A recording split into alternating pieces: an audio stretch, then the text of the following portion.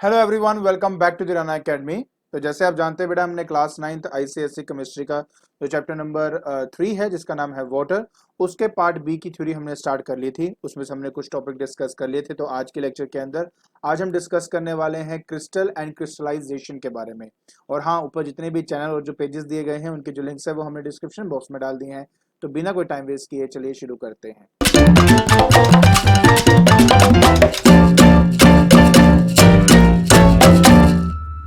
तो देखिए बेटा, क्रिस्टल क्या होता है, क्रिस्टलाइजेशन क्या होती है, ये समझने से पहले if you remember last lecture के अंदर हमने ये स्टडी किया था कि सोल्युबिलिटी ऑफ वाटर के अंदर क्या इफेक्ट पड़ता है जब हम उसके टेम्परेचर में कोई चेंज लेके आते हैं।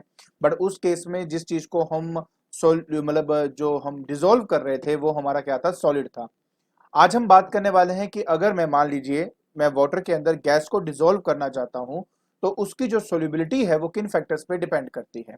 तो समझने वाली बात यह है बेटा कि ये दो फैक्टर्स पे डिपेंड करता है, एक तो आपके प्रेशर पे और दूसरा आपके टेम्परेचर पे। अब प्रेशर पे कैसे डिपेंड करता है, अब हम वो स्टडी करना शुरू करते हैं। सो देखिए बेटा, सिंपल सी बात है, कहा यह जाता है विद इंक्रीज इन प्रेशर जो सोल्युबिलिटी है गैस की इन वाटर वो आपकी इंक्रीज होती है। और एक बड़े अच्छे सिंपल सिंपल एग्जांपल्स भी हैं। देखिए, अगर आप अच्छी तरह जानते हो कि अगर मान लीजिए मेरे पास कोई भी कोल्ड ड्रिंक की बोतल है, राइट, या फिर सोडा वाटर की मेरे पास बोतल है। जब आप उसको खोलते हो तो एकदम से पॉप की आवाज आती है और आपने कभी प्रिज्यूम किया होगा कि उसमें से गैस निकल रही है। ऐसा इसलिए क्योंकि नॉर्मली अगर मैं देखिए, अगर मैं सोडा वाटर की बात करता हूं तो उसके अंदर क्या होता है बेटा, कार्बन डाइऑक्साइड को जो जो गैस है उसको उसमें डिसॉल्व किया जाता है। अब एक नॉर्मल एटमॉस्फेरिक प्रेशर के अंदर कार्बन डाइऑक्साइड को पानी के अंदर डिसॉल्व करना बहुत ही मुश्किल है। बट हम हाई प्रेशर देकर जो कार्बन डाइऑक्साइड है उसको पानी के अंदर बेटा हम डिसॉल्व करते हैं। नाउ द थिंग इज, जैसे आप उसको लिड को ओपन करते हो प्रेशर रिलीज होता है, और उसी तरह बेटा जो सोल्युबिलिटी है गैस की पानी के अंदर वो आपकी डिक्रीज होती है और काफी हद तक जो गैस है वो आपका बाहर निकल आता है।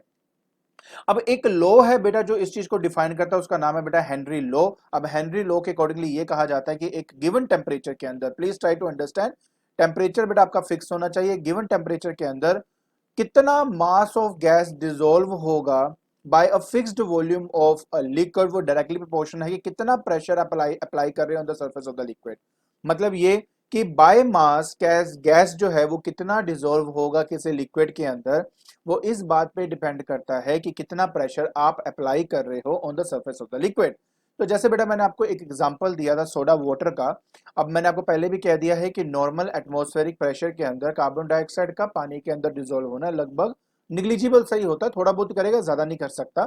लेकिन यस, अगर हम उस पर प्रेशर को अप्लाई करते हैं तो उसकी सोलिबिलिटी बढ़ती है, ज्यादा कार्बन डाइऑक्साइड जो है वो आपका डिसॉल्व होता है पानी के अंदर, और जिससे हमें मिलता है बेटा हमारा सोडा वाटर। और जैसे आप उसको ओपन कर देते हो बेटा, आपने देखा होगा जो गैस है वो रैपिडली एकदम से बेटा रिलीज हो जाती है, क्योंकि उसके अंदर का जो प्रेशर है वो सडनली आपका डिक्रीज हो जाता है। अब हम बात कर लेते हैं बेटा टेम्परेचर की। जैसे मैंने आपको पहले भी कहा है बेटा, आपने एक चीज गौर करी होगी बेटा कि अगर आप एक नॉर्मल पानी पीते हो और अगर आप उसको बॉईल करके पीते हो तो उनके टेस्ट में हमेशा फर्क होता है। जो बॉइल्ड वाटर होता है वो थोड़ा सा टेस्टलेस हमारे लिए होता है। अब ऐसा क्यों होता है, उसका रीजन ये है बेटा कि अगर हमारे पास हम किसी वाटर के बारे में बात करते हैं ना, उसके अंदर कुछ गैसेस जो होती हैं वो डिसॉल्व होती है, और जैसे मैं उसको गर्म करता हूँ, टेम्परेचर को राइज करता हूँ, तो सोलिबिलिटी ऑफ गैस जो है वो डिक्रीज होती है। जितने भी गैसेस इसके अंदर डिसॉल्व है बेटा वो इवेपोरेट होकर बाहर निकल जाते हैं। और अब मेरे पास वो पानी है जिसके अंदर कोई भी गैस डिसॉल्व नहीं है। तो इसलिए बेटा उसका मतलब वो बेसिकली क्या बन जाता है, टेस्ट लेस हमारे लिए हो जाता है।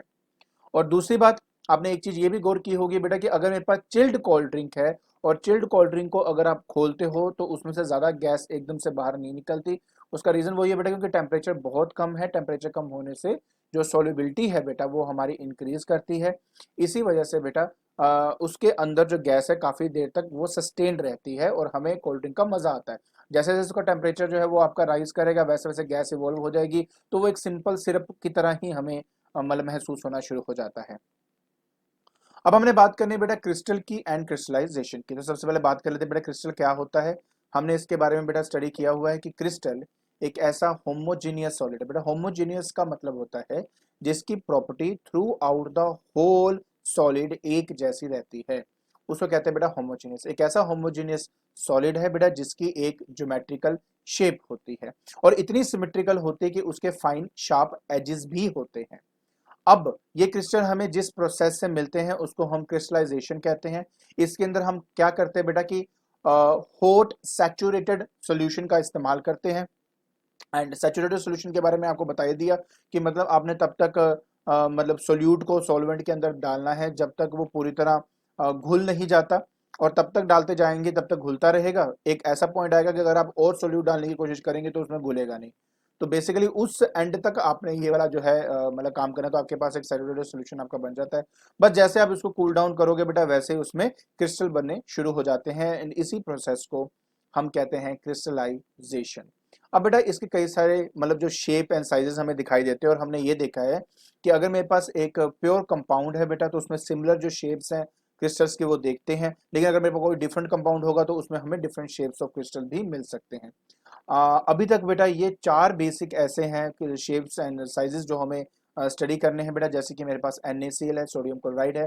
तो सोडियम क्लोराइड का जो क्रिस्टल होता है बेटा वो क्यूबिक शेप के अंदर होता है। अगर मैं एक कॉपर सल्फेट के क्रिस्टल के बारे में बात करता हूँ बेटा तो मेरे पास बनता है दैट इज रोम्बोहेड्रिक। एंड अगर मैं बात कर रहा हूँ फेरस सल्फेट की तो ऑक्टाहेड्रल बनता है। एंड प्रिज्मेटिक बनता है बेटा विद शार्प एजेस, अगर मैं पोटेशियम नाइट्रेट के बारे में बात करता हूँ। तो अगर आपसे पेपर के अंदर ना बेटा ये पूछ सकते हैं कि फेरस सल्फेट का जो क्रिस्टल है उसकी शेप कैसी है, या कॉपर सल्फेट के जो क्रिस्टल है उसकी शेप कैसी है, तो आपको पता होना चाहिए बेटा कि इसकी शेप कैसी है यहाँ पर। अब हमारे पास बेटा वो शेप जो दिखती कैसे ही आपके सामने है बेटा, ठीक है। ये हो गया सोडियम, आपके पास सोडियम क्लोराइड का शेप हो गया, ठीक है। ये कॉपर सल्फेट के लिए हो गया बेटा, ये आपके पास हो गया फेरस सल्फेट के लिए, और लास्ट बेटा जो आप देख रहे हो ये आपका पोटेशियम नाइट्रेट के लिए होता है। तो बेटा जैसे आपको मैंने बताया कि डिफरेंट नेचर के अंदर हमें डिफरेंट डिफरेंट जो क्रिस्टल के शेप्स है वो हमें मिलते हैं। जैसे कि अगर आप इस शेप की बात करो तो ये जो क्रिस्टल है बेटा ये आपका है सोडियम क्लोराइड का, दैट इज NaCl। अगर आप इसकी बात करते हैं, मैंने अभी जस्ट आपको इसके बारे में बताया है बेटा, ये प्रिज्मेटिक आपका बेटा शेप होता है। एंड ये है पोटेशियम नाइट्रेट के बारे में अगर मैं बात करूं तो बेटा ये उसके क्रिस्टल्स हैं आपके। उस तरह बेटा हमारे पास जो क्रिस्टल है ब्लू सफायर का होता है। हमारे पास जो क्रिस्टल है बेटा ये रूबी है बेटा, आपने कभी इसके बारे में सुना होगा या कभी देखा होगा आपने। बट मैं इनमें ना एक खास बात आपसे डिस्कस करना चाहता हूँ कि कुछ क्रिस्टल ऐसे होते हैं जिनका एक स्पेसिफिक कलर होता है। अब वो स्पेसिफिक कलर उसके अंदर क्यों होता है? तो किसी भी क्रिस्टल के अंदर बेटा जो उसका स्पेसिफिक कलर होता है वो इसलिए, या तो उसके अंदर कुछ ट्रेसेस होंगे वाटर के, या तो बेटा उनके अंदर होती है इम्प्योरिटी। तो इम्प्योरिटी प्रेजेंट होने की वजह से भी उनके अंदर वो स्पेसिफिक कलर हमें मिलता है। जैसे कि अगर मैं रूबी के बारे में बात करता हूँ बेटा तो इसके अंदर ना बेटा हमें मिलता है दैट इज मर्क्यूरी ऑक्साइड। जो मर्क्यूरी ऑक्साइड है ना बेटा एज एन इम्प्योरिटी उसके कुछ ट्रेसेस हमें इसके अंदर मिलते हैं, और इसी के प्रेजेंस की वजह से ये हमें ऐसे रेडिश कलर का दिखाई देता है, ठीक है। ऑलराइट, सो अब बेटा बात आती है कि क्रिस्टल बनाने के कितने कितने मेथड्स हैं बेटा। कुल मिला के बेसिकली 4 डिफरेंट मेथड्स हैं, जिसमें से हमारे पास आता है पहला that is by cooling a hot saturated solution. ये हमने अभी करना है, इसके ऊपर एक एक्सपेरिमेंट भी हम करेंगे। इससे आपको क्लैरिटी होगी कि कैसे हम एक क्रिस्टल को बनाते हैं एक हॉट सैचुरेटेड सॉल्यूशन की हेल्प से। बाकी दो तो बेटा जो स्टडी करने के लिए है, by slowly evaporating a saturated solution, by cooling a fused mass, और बाय सब्लिमेशन। अब आपको मैं लेके चलता हूं बेटा एक एक्सपेरिमेंट के अंदर। उस एक्सपेरिमेंट के अंदर हमने ये स्टडी करना है कि हम large crystal of copper sulphate कैसे बना सकते हैं, ठीक है। तो उसके लिए बेटा सबसे पहले मैं आपको एक इसके थ्रू समझाऊंगा। ये जो आप यहाँ पे देख रहे हो बेटा ये है कॉपर सल्फेट के क्रिस्टल। अब इतने बड़ा क्रिस्टल आपको कैसे मिलेगा, आज हमने उसके बारे में ही स्टडी करना है। एंड ये पूरा जो ये एक्सपेरिमेंट है आपके बुक के अंदर लिखा हुआ है, बस उसी एक्सपेरिमेंट को वीडियो के थ्रू आपको यहाँ पे मैं समझा रहा हूँ। तो देखिए बेटा क्या होता है कि इसके अंदर सबसे पहले ये तो चलो ये तो क्रिस्टल हो गया, आप इसके एजेस को देख सकते हो। तो सबसे पहले हमारे पास बीकर होता है, उस बीकर के अंदर हम जो कॉपर सल्फेट है बेटा सॉल्ट उसको डालते हैं, उसमें पानी को डालते हैं, हॉट वाटर को डालते हैं, और बेटा ऑफ कोर्स हम इसको तब तक स्टर करते हैं जब तक हमें एक सैचुरेटेड सॉल्यूशन नहीं मिल जाता। उसके बाद बेटा हम क्या करते हैं, उसको फिल्टर पेपर की हेल्प से बेटा हम उसको यहाँ पर क्या कर लेते हैं, मतलब उसको फिल्टर कर लेते हैं, एंड उसको छोड़ देते हैं 24 आवर्स के अंदर ताकि कूल डाउन हो जाए। एंड आफ्टर सम टाइम बेटा जब हम उसको निकालते हैं तो अगर देखेंगे नीचे आपको उनके जो क्रिस्टल्स है वो हमें बेटा आराम से मिल जाते हैं। अब बात यह है कि मुझे एक लार्जर साइज चाहिए क्रिस्टल का, ये तो बहुत स्मॉल साइज है। तो हम क्या करते हैं बेटा इस क्रिस्टल को ना एक धागे से बांध कर, ठीक है, उसको एक दूसरे कॉपर सल्फेट का जो सैचुरेटेड सॉल्यूशन होना चाहिए उसके अंदर उसको रख देते हैं काफी टाइम के लिए। और वो टच नहीं होना चाहिए बीकर के साथ, किसी के साथ ऊपर से ढकना बिल्कुल इंपॉर्टेंट है। याद रखें बेटा कि जब ये आप एक्सपेरिमेंट करते हो तो ऊपर ढकना बहुत इंपॉर्टेंट होता है, बिकॉज हम यहाँ से अवॉइड कर रहे हैं डस्ट पार्टिकल्स को, क्योंकि डस्ट पार्टिकल्स जो होंगे अगर बाई चांस इसके अंदर इंटरेक्ट हो गए तो डस्ट पार्टिकल के आसपास जो है क्रिस्टल बनने शुरू हो जाते हैं, एंड वो हम नहीं चाहते। ठीक है, तो याद समझ में आया क्या किया हमने। स्टेप नंबर 1 क्या था कि मेरे पास कॉपर सल्फेट जो था सॉल्ट था, उसके अंदर हमने हॉट पानी डाला। ठीक है, उसको स्टर किया, तब तक स्टर किया जब तक हमारा एक सैचुरेटेड सॉल्यूशन नहीं आ जाता। फिर हमने उसको ढक के रख दिया एटलीस्ट 24 आवर्स के लिए। जैसे उसको रखा उसके बाद वो कूल डाउन हुआ। जैसे कूल डाउन हुआ हमने फिल्टर पेपर से थोड़ा सा, नो फिल्टर पेपर की लोड नहीं है, तब आप अलग से उसको निकाल लीजिए, पीछे आपके पास जो क्रिस्टल्स है वो आपको मिल जाएंगे। अब उन क्रिस्टल में से एक क्रिस्टल जो अच्छा क्रिस्टल है, जिसकी प्रॉपर शेप है दिख रही है मेरे को, उसको हमने लिया और बांध दिया थ्रेड के साथ। थ्रेड के साथ बांधकर उसको हमने एक सैचुरेटेड कॉपर सल्फेट के सोल्यूशन के अंदर उसको ऐसे हैंग करके रख दिया, बट याद रखें वो कहीं पर टच ना करे। और हम ये फॉइल से या किसी पेपर से उसको इसलिए कवर करते हैं ताकि हम डस्ट को है अवॉइड कर सके। और आप इतना फैसिनेटिंग थिंग है बेटा कि आफ्टर सम टाइम जब आप इसको देखते हो तो आपको इतना बड़ा क्रिस्टल ऑटोमेटिकली आपको दिख जाता है। हम इस क्रिस्टल का साइज और जो पहले हमने दिखाया था बेटा उससे तो ये बहुत ही ज्यादा है।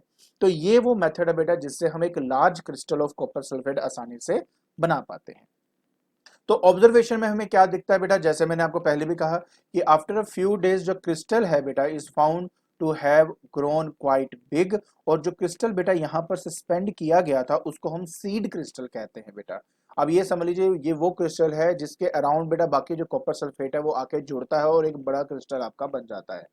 ठीक है, अब ये जो प्रोसेस है जिसमें हम जिसकी क्रिस्टलाइजेशन में हम क्या करते हैं बेटा, पहले से एक क्रिस्टल को प्योर सब्सटेंस के अंदर डालते हैं एक सैचुरेटेड सॉल्यूशन के अंदर।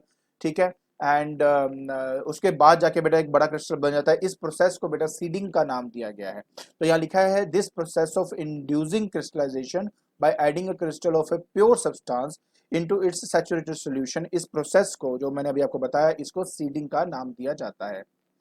एज ए क्वेश्चन हमेशा याद रखना है कि हमें जो डस्ट पार्टिकल है उसके मतलब एक्सपोजर में नहीं आना चाहिए, क्योंकि अगर आ गया तो उसके अराउंड ही बेटा क्रिस्टल जो है वो आपके बनने शुरू हो जाते हैं। आई होप आपको अच्छी तरह समझ में आ गया होगा बेटा कि क्रिस्टल क्या होता है, क्रिस्टलाइजेशन क्या होती है, और किस तरीके से जो सॉल्युबिलिटी है आपकी गैस की मतलब पानी के अंदर वो किन फैक्टर पर कैसे डिपेंड करता है। ठीक है, तो आज के लेक्चर के अंदर बेटा हमने ये डिस्कस किया कि एक्चुअली में जो सॉल्युबिलिटी है किसी गैस की किसी लिक्विड में किन फैक्टर्स पे डिपेंड करती है, क्रिस्टल क्या होता है, उसके डिफरेंट शेप्स क्या होते हैं, अगर मुझे उसको प्रिपेयर करना है तो मैं उसको कैसे प्रिपेयर कर सकता हूँ, उसका बड़ा जो साइज है क्रिस्टल का वो कैसे बना सकता हूँ। और अगर आपको मेरी वीडियो पसंद आ रही है तो please like it, share it and subscribe it. आज के लिए बस इतना ही। Thank you so much.